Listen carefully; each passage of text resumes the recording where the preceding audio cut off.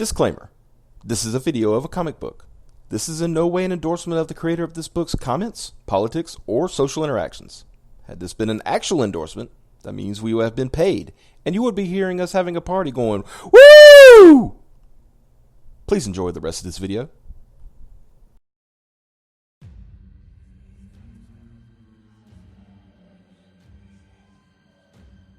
Hey guys, StarCraft here, and change the location, better lighting than before, than yesterday, I assure you. But today, I'm going to be starting a two-parter and spotlight with following my end of the era.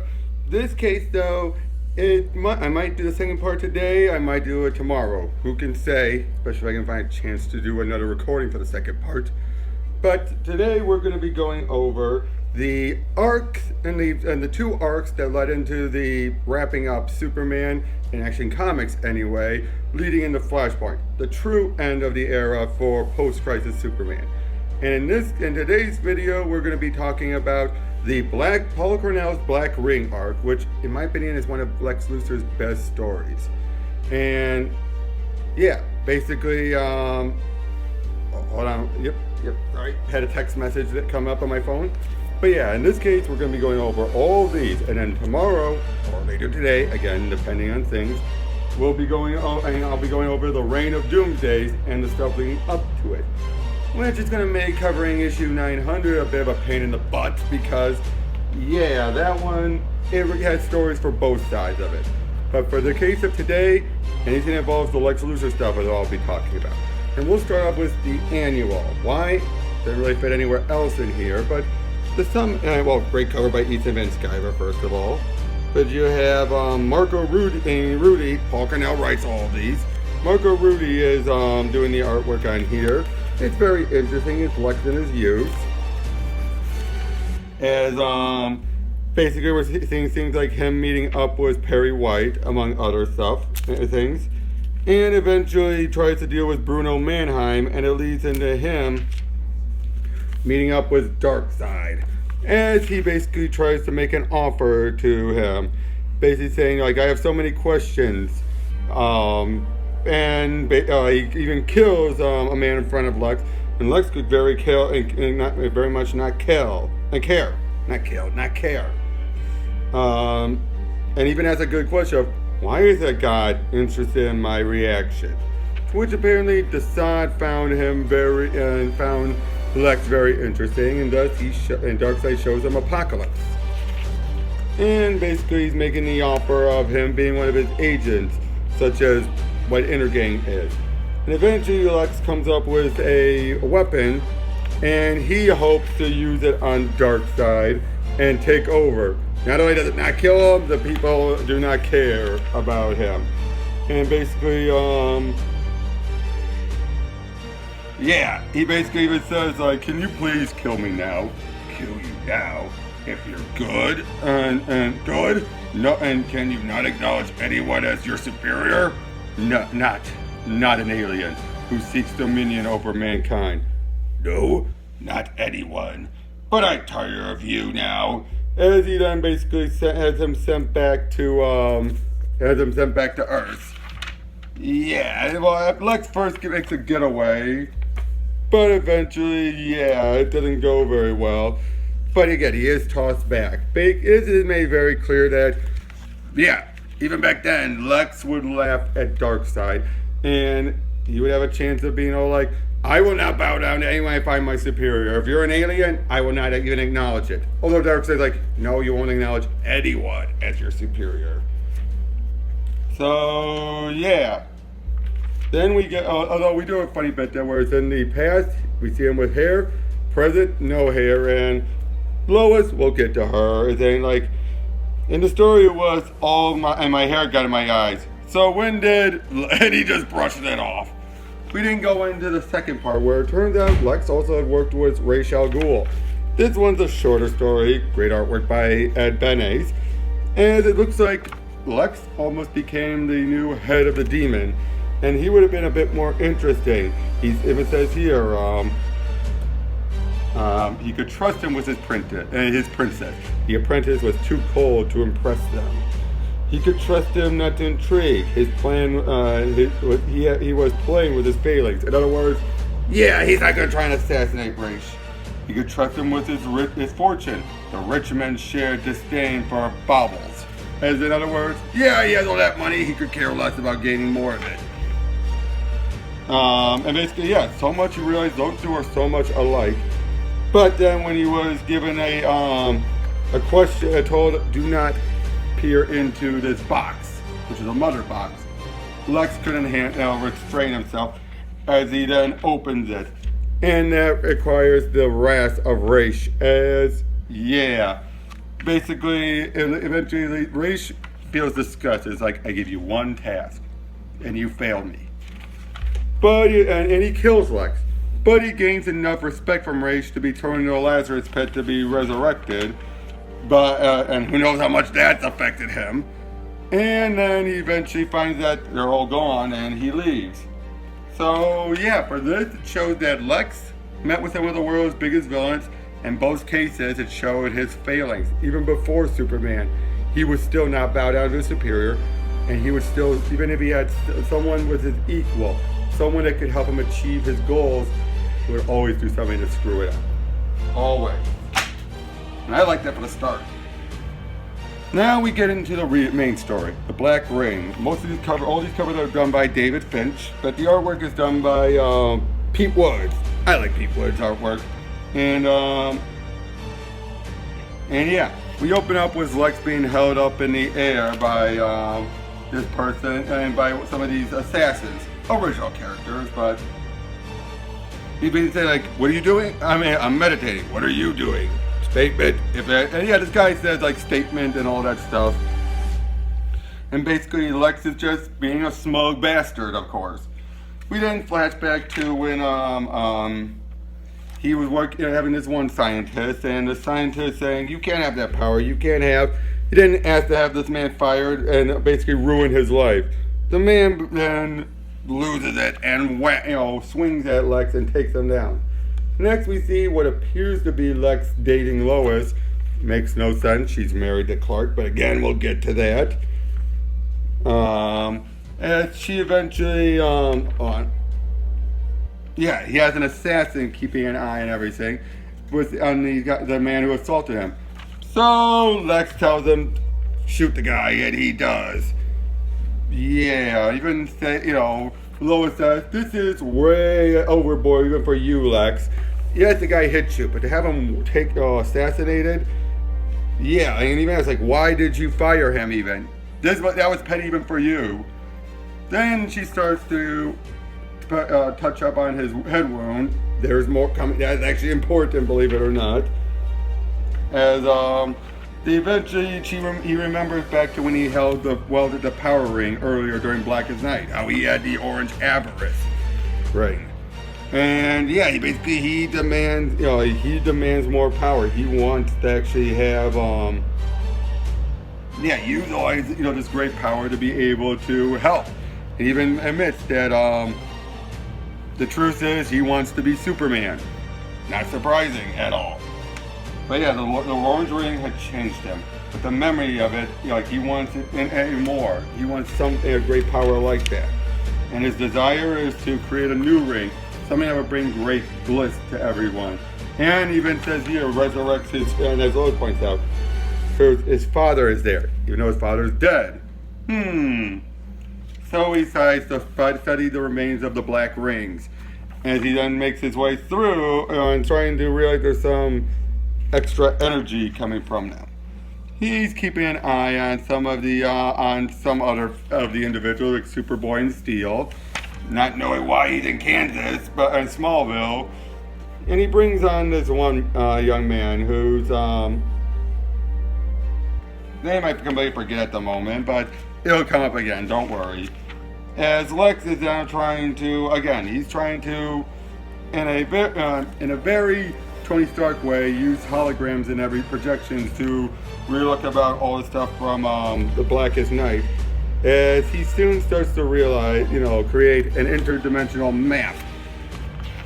But once he's, I love this from Lois. Okay, cosmic ring around the universe into other dimensions even. Just how does that help you even get one ring on your finger? And now I sound like your mother. Basically it's all from the, hold on a second. Sorry about that. But as I was saying, here's then where we get the reveal. As he then tells Lois to go into safe mode, she does, and it's made very clear she's a robot. A robot that he was making from Brainiac and Kryptonian tech. Then they're ambushed and by those assassins from the beginning. Lex is trying, when they're saying he's powerless, he then orders, saying he has many contingency plans, but this one's the most satisfying, as Lois goes into battle mode. Nice. Starts shooting at them all, even going, grrr. But they eventually get the upper hand, and when it's revealed one of them is a telekinetic, they're able to, where we're at, dangling him over. So, yeah, but when he asks, when do I meet this powerful psychic? And the guy holding it says, I hope you don't get to actually meet him. Wait. And then he starts pleading, telling him, don't do this, as his head basically explodes. And we find out who's really behind this. Mr. Mind. Yep. So, ever since New 52, they've been handling how there's been other Mr. Minds all over the place. Little clones of them, but they all share the same memories. And in this case, we open up, suddenly it looks like Lex is in caveman times, or ancient times, I should say. But in actuality, we're just seeing all these interesting images. But in actuality, it's just Mr. Mind, a very adorable Mr. Mind, I might add, who is just putting him through the ringer mentally. We then have a bit with Lex waking up as Dr. Frankenstein, as Lois is his bride, and he makes an uncovering, and he expected it to,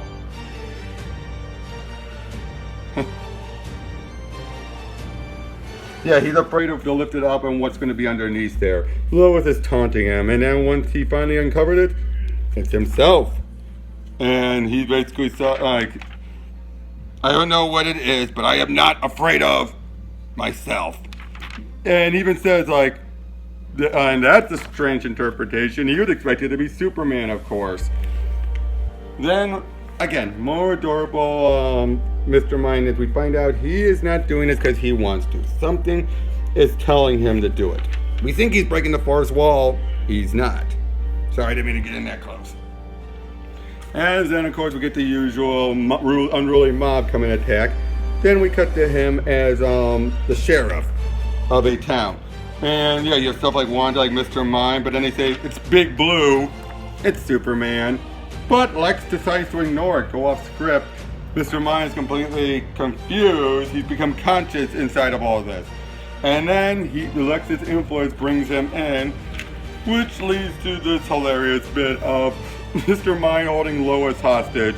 And he's basically, again, taunting him. First explaining how I'm the Offspring's original. Yada, yada, yada. And Lex is realizing we're still on the rooftop, aren't we? But he even asks, how are you even doing this? Lex is more asking a bigger question is, why are you afraid of me? But yeah, he basically, Lois even points out, he knows you can take control here. Mr. Mind then becomes giant size, which leads to this bit of Lex saying, if you were actually my Lois, I'd wipe your memory. As he does, this is a job for Lex Luthor. Flies up and punches him, gets some of the aggression out, but turns out this is so he can gain control of his motor skills as he punts Mr. Mind right off the roof. Hey, what did you... Oh man, now that's just cheating! Explodes as he hit the ground, obviously. Lex lets and sends the other remaining assassins to the authorities. As Lois then, Lex is trying to ponder, was this a warning or a trap? They don't know yet. And he of course even says, do you think, you have any idea? He even said, you've never been to high school. Do you think you have? She even said, I have the surface memories of Lois Lane. But this does not compute, destroy the fleshy ones. I get it, I'm a robot. I like that, at least they acknowledge it, that she knows she's not fooling herself. As we don't know, going to the next one, we have Deathstroke. And in this one, yeah, basically Deathstroke is there to, hold on a second. Sorry about that. Basically now they're starting to go and find these black orbs, these black spheres. As they're going down there and they have Deathstroke, they find one. And Deathstroke is there as a bodyguard. But as they find it, and they start to study the energies, something starts to go in their minds, and then out of the blue, Deathstroke starts to attack them. Lex is realizing that, and he's like, I'll handle this. As Spaulding, that's the name of that dorky guy, Spaulding, is kept out of the way as Lex puts on his battle suit and starts attacking, countering Deathstroke. Yeah, when even he asks Lois, you have the guns, can't you do anything about this? No, Lex is right. This is the important thing. As he then, but the fight continues on as Lois still helps out dealing with some of the others who are trying to ruin the plan. As one point then, Lex tries to say, Daddy, it's me, Rose, your daughter. No response, not even a reaction, telling that he's under mind control. So, under this and him being in his battle suit, Lex feels he has a chance. As they just keep on fighting more and more, because basically, once they become afraid is when he'll take control. Lex then is almost taking control of as well, but he's able to fight it off. Just enough for Spaulding to give Spaulding enough time to reverse the sphere and turn it to white. As once that's done, Deathstroke is let go, and we find out who is really behind controlling Deathstroke. Gorillia Grodd, who has one of the spheres. Which then leads into the next issue, done and with artwork by Sean Chen as a guest artwork. We're seeing Lex's Grodd knows Lex is coming, so he goes in and takes a brain from one of his people and men that he had captured, and he eats it, gaining the knowledge from it. As then we see, they're still going on through the jungle, seeing Lex in survival gear. It's interesting. As a bunch of gorillas attacks them, even grabbing Lois. And then, she's met before Grodd, and then he tries to bite her, and I just love like, chunk, hey! And I love this, like, an android. But for the perfume, I would have realized that odor is extraordinary. It'll take me days to be free of it. I guess Lex doesn't like to be reminded of, my oily gear wheels. Then the weirdest part, we have him and Grodd coming through with his giant combat spoon as he decapitates Lex, seemingly. Then as we see him put Lex's head in his mouth, you see wires and it zaps him. Turns out this was all a long con by Lex. The guy that he had eaten and that Grodd had eaten, Lex had put him enough drugs in his immunizations that actually the chemicals in his brain would affect Grodd, while Lex and Spaulding snuck inside his gorilla uniform. In addition to the perfume that Lois had on, it threw everything off. So they were able to make their way inside to the sphere and change it just as Grodd gets up. And he is pissed. And then of course once Spaulding sees his robotic duplicate, he's like, deactivate permanently. But then as they're taking off, Lex is shot by Gorillia Grodd and he falls. When he wakes up then he sees his body on the ground, and then we're introduced to the death, Neil Gaiman's death. Yep. As we go into the next issue, one of my favorite issues, because Paul Cornell gets death. He was able to get permission from Neil Gaiman to do it, and it works. Everything though with Lex, how he interacts with her, is so This is some of the best from Lex. As he's like, so you're saying that's me lying there? It's your body. Things like that. Again, she's just this. like you're telling me that Death is a teenage girl. Well, that's original, at least. Give me one reason why I should believe you. She just touches his nose, it starts to decompose. He would backs away. Yep, it's really me. And she then starts to explain everything. It's the life review, and basically she just starts showing things off. And explaining things to him. Sorry for the lighting. It's the reflective pages, but yeah, we start to. She just shows him like this is your life, everything. But then when he calls her out on saying, like, he basically saying, like, you're here to judge me. Not judging, seriously. That if you're Death, the attack of the Black Lanterns, the Dead Rising, it was you behind this.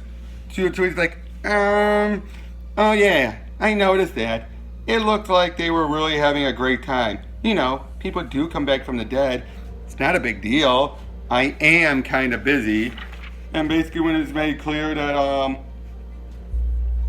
again, he continues calling her out, saying, thousands of people, my people, were killed.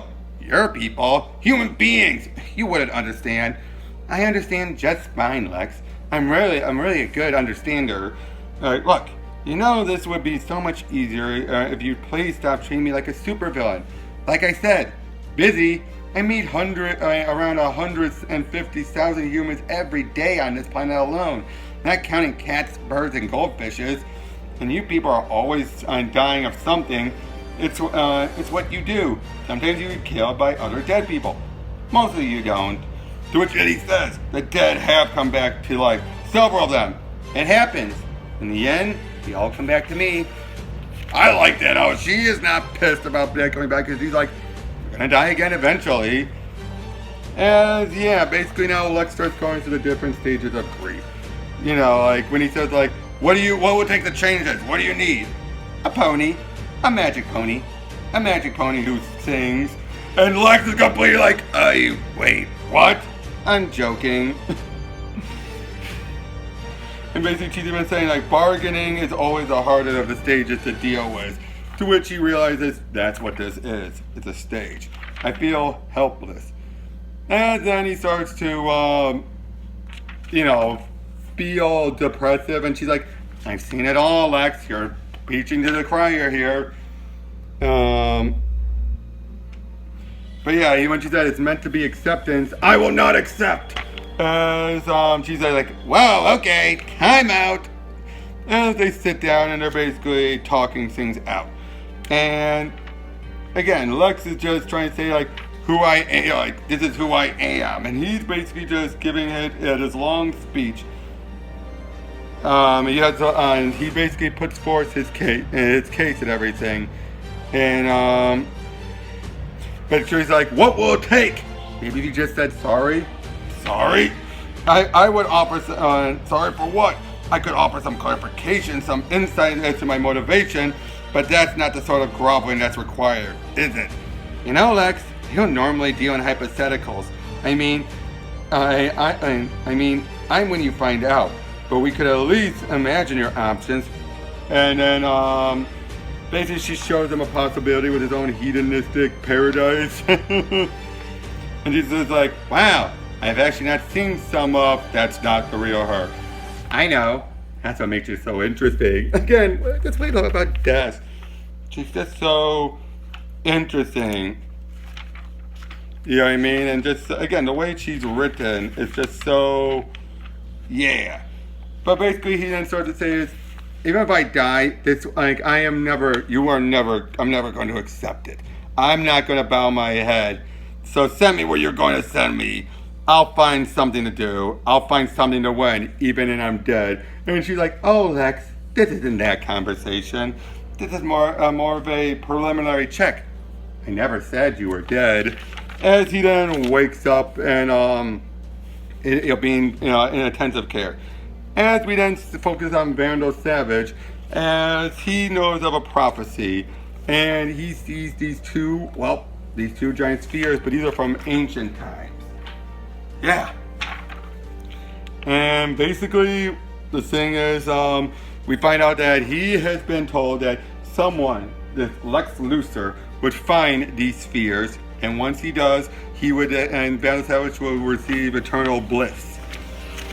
And so he is constantly waiting, building a castle around it, hoping someday for this Luthor. And even once he does, and when Savage does, he tries to make,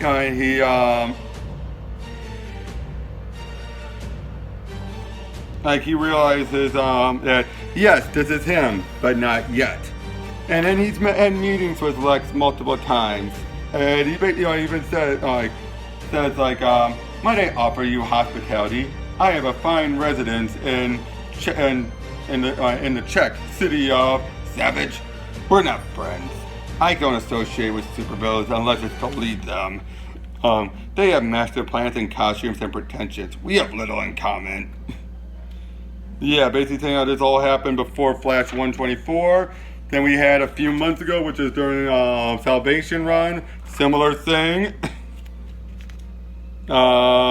He's basically saying like he's turning my prophecy into a mere dream, as Lex is dreaming of the spheres and changing them.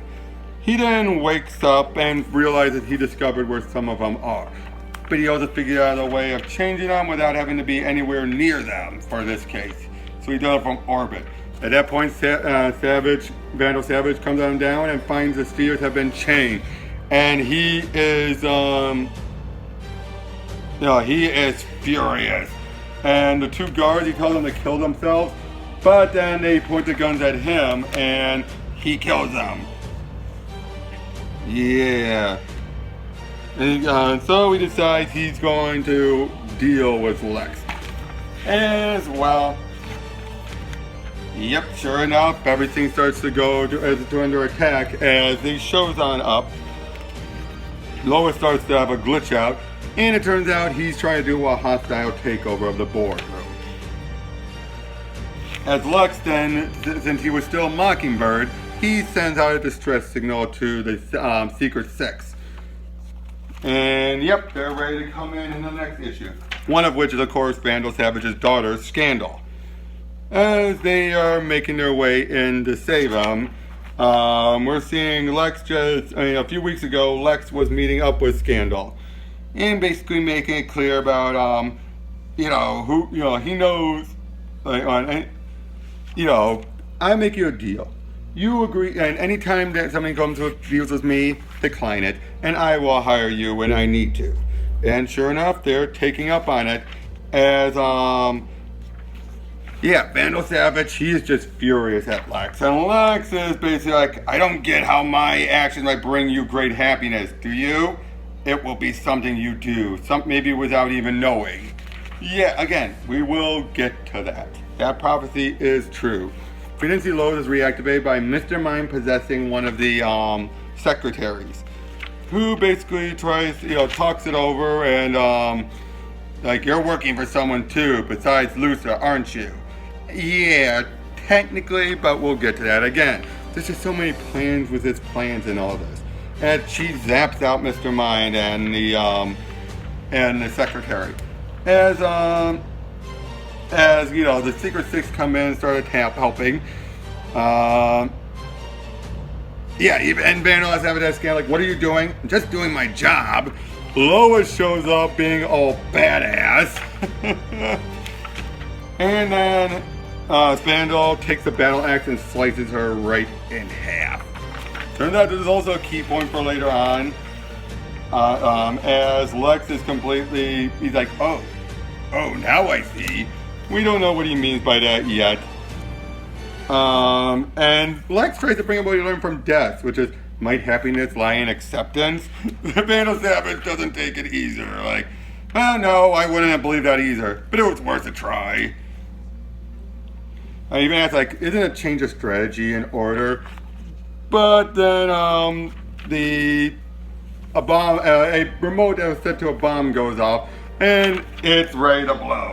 As we continue in its the Secret Six, written by Gail Simone, of which I realized I should have had her sign this.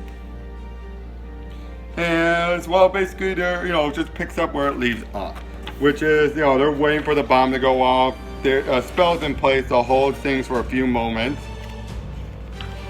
As oh yeah, Black Alice shows up wearing the helmet of Naboo. They're able to get out of there right before everything blows up. Well, actually, we keep on seeing things are about to blow, but again, they keep on making discussions until finally they do get out.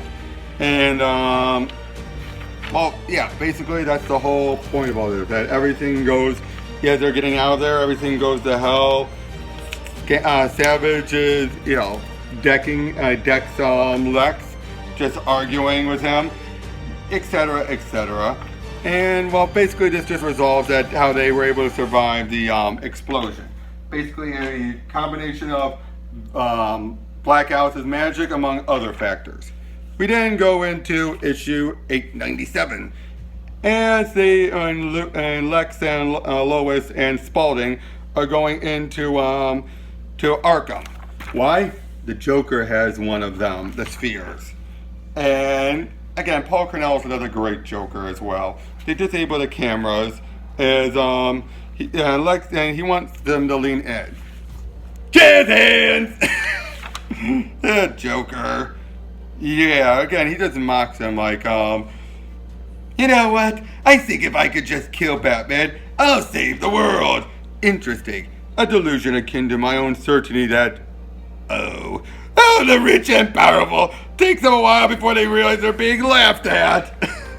I love that. That is so hilarious. As, basically, it says, like, you wouldn't want to kill me, the bat would come after you. To which Lex does not want that. So, he then gives them a few, he asks them like 3 questions. 1, a black sphere would normally fill the cell. How could it fit in here? 2, why can't we see it? And 3, why does it just happen to be here with you? When? How long is a piece of string? 2, when is a door not a door? 3, why did the hypnotist have a fork stuck in his head? Oh please, don't talk to me like I'm Batman. 1, you're saying the sphere can be any size. 3, you feel your magnetic personality brought one here. 2, when it's a jar. As he points to different jars, they open up one, reveals a magic pony that sings, to which completely throws Lex off. And basically saying like, yeah, through the sphere I was able to listen in on your little conversation. He then reveals the sphere, and I'm glad it made itself small. Some of the places I had to hide it, I don't even want to know. As well, basically, eventually, he starts to explain everything, how he says, like, I'm immune to the insanity of this all. He then basically tells him, open it up. Let's see what's in there. Well enough, they do, but they do it halfway, partway. Poor Joker to run on through, but once he does, he's then back out like, oh no, I've heard it all in a second, and it could be terrible. If that's what's going to happen, I'm happier in here. Change it quickly. And well, he does, and they fully convert it. And then he tells them like, Lex, this is all I'm going to tell you. Soon, unless you make the wrong choice, you will crack the biggest joke of all time. So make the right choice for my sake, for all I stand for when that opportunity comes along. Take it seriously. As like when Lex leaves though, Lois for some reason pushes Spaulding into the sphere, taking him out, putting the blame on the Joker. As they take the sphere, and then and this one was Larfleeze. He is back, which is a reference to during Green Lantern when he attacked Lex and Lex convinced him to go find land. We go into 898 now, as Lex is about ready to go into space and find some of the remaining spheres. When Larfleeze is not happy. He wants the spheres for himself. And Lex is all taunting, and he introduces himself to Lois, and I love it. It's like, I swore an oath to serve the Orange Lantern Corps, and what an interesting oath it was. What's mine is mine, is mine is mine, is mine is mine, not yours. Yeah, it is very interesting. Basically, though, then how Lex admits he remembers everything and he wants to get that power back as he attacks Larfleeze. But throughout all this, it's mostly a distraction as they keep on, fighting it all off. He just keeps on telling him, like, what he tells Larfleeze, what you realize what sacrifice I'm going to make? He doesn't care. As the fight goes on, they find one of the other spheres, change them, and forces Larfleeze into it. He eventually comes out and says, I don't want this. You can have it. I don't want it. That's something, as he leaves satisfied. As we then see Lois and Lex go into space, and we find out that Lois is being controlled by Brainiac. Obviously, since part of his tech was involved. We then go into 899 with artwork by Jesus Marino. As Lex finds the spheres, and then eventually goes like, all for this, nothing can stop me, as Brainiac shows up, taunting Lex. And Lex is acting all like, it can't be, please no. It is not your quest, Luthor. You were working for Brainiac. And he explains how Brainiac had, through Lois, through his head wound, put in nanites into his blood to coerce Lex into changing the spheres as opposed to studying them. And of course, eventually, Lex is acting all baffled, like, no, I'm a real bad actor. Can't be good at everything. As he then starts to reveal how he knew from the moment Vandel Savage sliced Lois in half, he's known what's going on. And he is his own creation. He doesn't store up knowledge like a miser's gold. He uses it for the sake of mankind. Of course, Brainiac points out you use it for hoping for yourself, hoping to rule. And basically just keeps on taunting him and, well, it leads into a bit of a fight, yeah. A very good fight, nonetheless. Of them trying to outthink the others until eventually Lex just goes all brutal and snaps his neck. We then reveal he finds the other spheres and changes them. All the spheres then come up into space and bring forth the Phantom Zone child. And it is huge. And we find out now he is Mr. Mind's master as he reveals everything. That that this is a being that hates negativity. Any type of negative emotion. When the Black Lanterns attacked, it was torture. And it reached out to him, threatened him and Mr. Mind through their connection. And basically he wanted to prevent what Brainiac was doing. And it's a door that could extinguish the source of its suffering. But someone on this side had to open the door. So basically saying, basically there is no power to be had here. There's only destruction. It wants you to know that before you die. Because it's ready to destroy any evilness, negativity. But Lex then reveals he had this anticipated. As he reveals the nanites from that's in his bloodstream, mixed in with Lois, whose face he smashes in, the Kryptonian tech, allows him to add forth all of this cosmic power to start to absorb it. And through that, he attacks the Zone Child until he starts to absorb its power. Until finally, it ends with him seemingly have all this godlike power to undo anything he wants, leading into Action Comics 900. Now, like I said before, this has some stuff that will lead into Reign of Doomsday, which I will go over tomorrow. But in this case, we basically have it be that Lex uses his new godlike power to bring forth Superman. As he's then ready to to destroy him, use all of his power to finally solve all the ills of mankind. Everything. And just saying, you have business with your god. And Superman tries to ask, like, how did you get all this power? And he basically explains everything. He explains how this creature was born from the Phantom Zone. How all of the evil Kryptonians kind of kept him more and more enraged. They tried to stop him. He fled. I'll get to that in a little bit. This is actually a brilliant notion. But yeah, it was his greatest triumph. We start to see him again, taunting Superman, who's just being like, Luthor, this is crazy. And he brings Superman to his death saying this was your loss. And he says, I know, Lois. Please, you simulate such knowledge. You aren't human. You only look like us. As he then shows the destruction of Krypton, artwork by Rags Morales. The other one was Dan Jurgens, obviously. Then we have Andy Kubert drawing what his brother Adam Kubert had drawn for the Last Sun arc. But what makes this brilliant is he brings up, you have Zod saying, you don't know the utter horror that lurks within the shards of the Phantom Zone, Kal-El. Yeah, Paul Cornell is playing off something that Jeff Johns set up and never utilized. As we see Chris sacrifice himself in that dimension to shut the portal. We then see the destruction of New Krypton recently, done by Jamal Igle. Then we sound like, no, you want to know my greatest loss? Read my head and it'll show you.